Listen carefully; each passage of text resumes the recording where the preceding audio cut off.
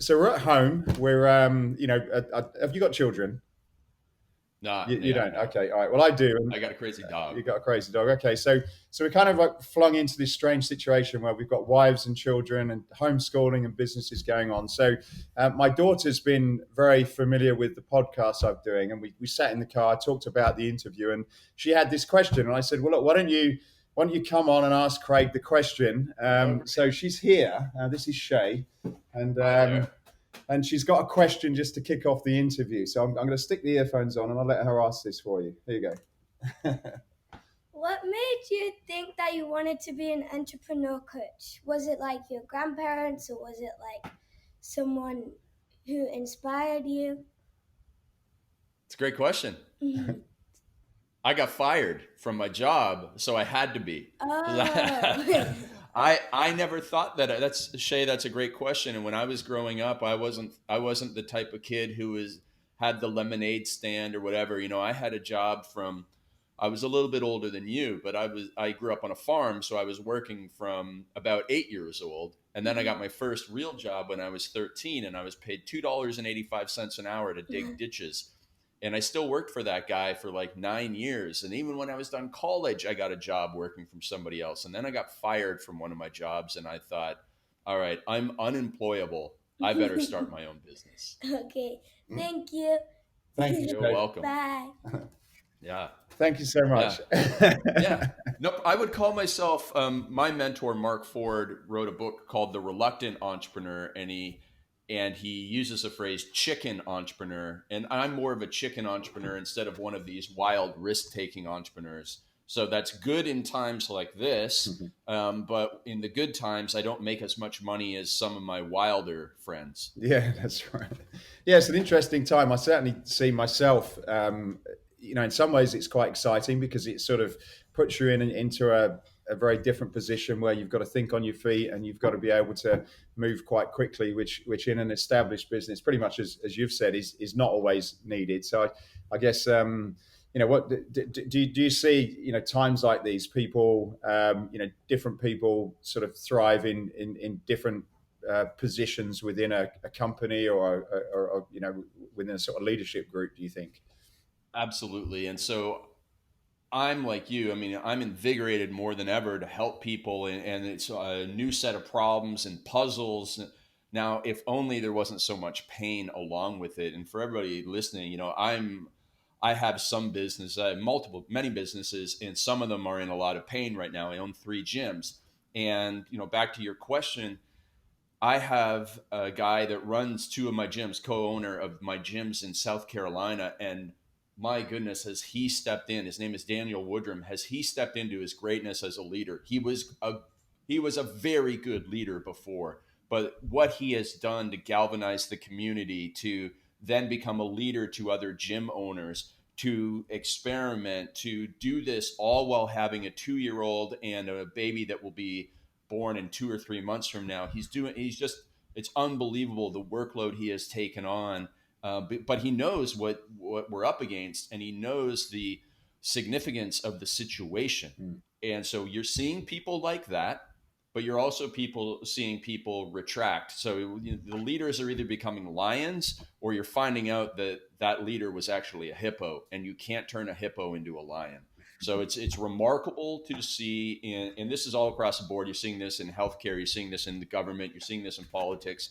You're seeing the true colors of a lot of people right now. And would you say that's similar to businesses as well, where maybe let's use the fitness space. It's something that we're both familiar with. But would you say that you've got these lions and hippos as businesses as well, where you've kind of had businesses maybe had a little bit of luck, got themselves into a certain position with a certain amount of locations, and then some of the new companies that have probably got all that energy and innovation that have not been able to make a break. Do you see this as a time where the playing field will be leveled a little bit more, and some of those lines will move forward?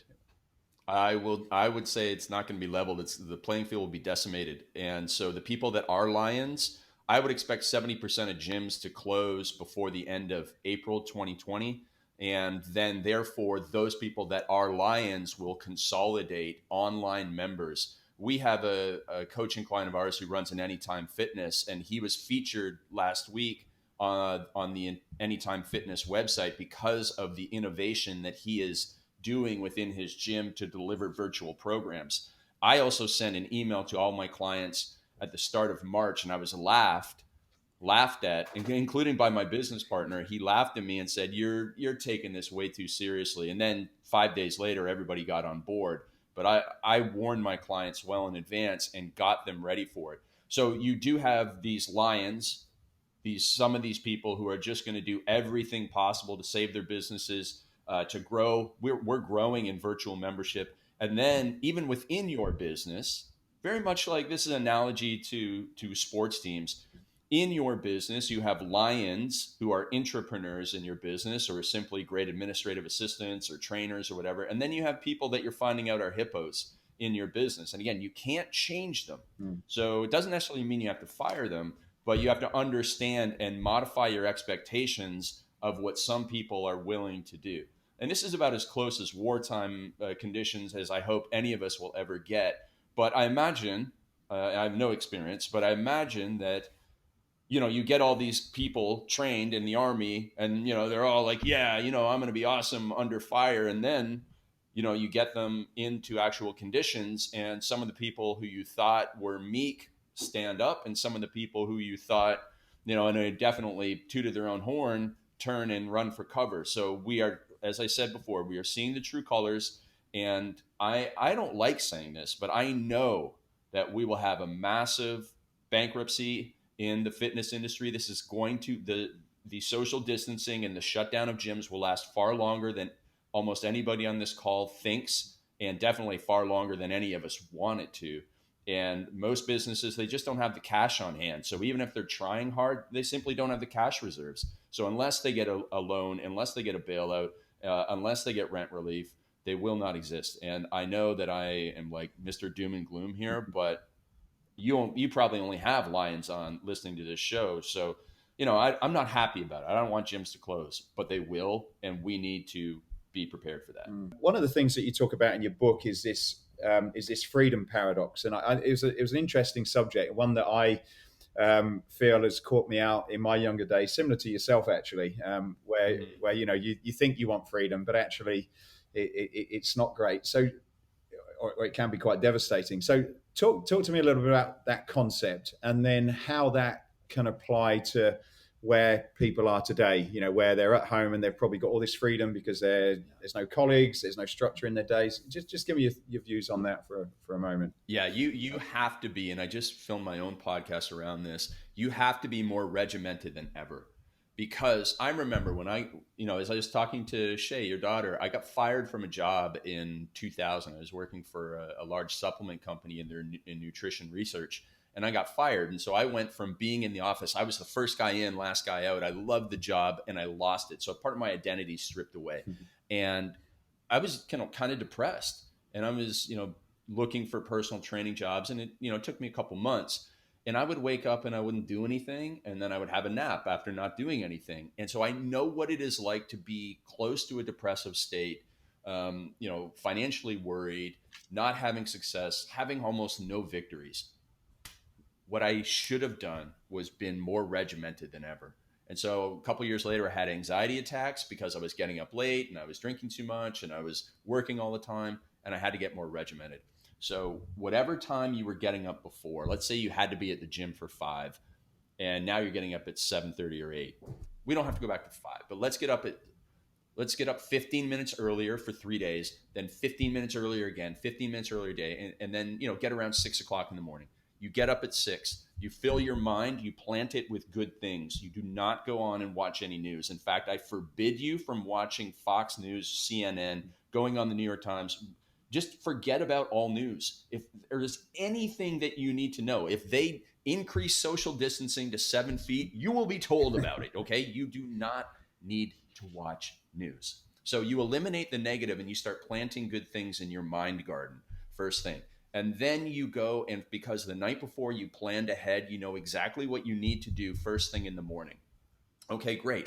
I need to work on this marketing. I need to script out this YouTube video, and I need to script out this. And I need to work on the schedule for my trainer. Great. You do all of that. Then you get to check your email or social media. and then you post good stuff for other people, and then you have earned your breakfast and your meditation and your walk with your dog. So I do what's called the farm boy morning, where we get up and we go to work right away, and we don't screw around with too much morning routine stuff, because too much of a morning routine is just a perverse form of procrastination. Yeah. And then from there, you get into doing more administrative work, making sure everybody's good. You get in the Zooms and all that stuff done. You make sure the community's taken care of. Then you get to reward yourself with a workout at lunchtime. Okay, maybe you can still go into your gym. You're lucky. I've never been without weights for this long. I just moved from my home near Toronto out to Vancouver for my girlfriend, and I used to have a home gym. Now I don't. So I don't know. I'm as freaked out as many of your clients probably are. So anyways, in the afternoon, then you do some calls and meetings and stuff like that to be the lion leader your team needs you to be. And then you set a cutoff time for the end of the day, so that you're not working too late and then watching TV too late and getting to bed too late, because that's the start of the vicious cycle. You set the cutoff time of 4 o'clock or 3 o'clock or 5 o'clock or whatever it is, and you do 10 minutes of planning the next day. You got to plan the night before, because if you're doing your to-do list in the morning, it's already too late, because research shows we have the greatest willpower, discipline, and intention first thing in the morning. And if you're planning your day, you're wasting that energy and that focus. So you do that, then you go and you switch your mindset from being on work to being off work and spending time with your family or yourself or your personal development or whatever it is. But you got to be like that, and your nutrition has to be on point. Just because you're at home, listen, the whole let's buy some potato chips and watch Netflix, the honeymoon phase is over. Back on track as regimented as possible. And there, again, you just simply have no other choice other than complete failure and defeat. I like that cutoff point, because I think that's the other end of the spectrum. If you are motivated, it's like, well, look, I'll just, you kind of run on, and it's like a little bit of family and a little bit of work, and then you end up being sort of tired the next day when you come in, because you've kind of it's just rolled in. So I like the fact of saying, look, this is when we go home. This is when it finishes, and then you can sort of wind down naturally. I think that's an interesting Yeah, tip. and I think a cutoff thing is so important for everything. We need a cutoff time for our workouts. It's not 45 minutes and then I'll make my workout a little bit longer, because then it bleeds in everything else. And same with the calls that you have, the meetings that you have. Everybody always has a start time. Yeah, No one has a cutoff time. that's right. And so cutoff times for everything. Yeah. And that way you'll stay on track. You need to be as regimented as it was for my friend when he went to West Point. Like he knew when we had this many minutes to eat, and you get used to it and you become very disciplined, very successful.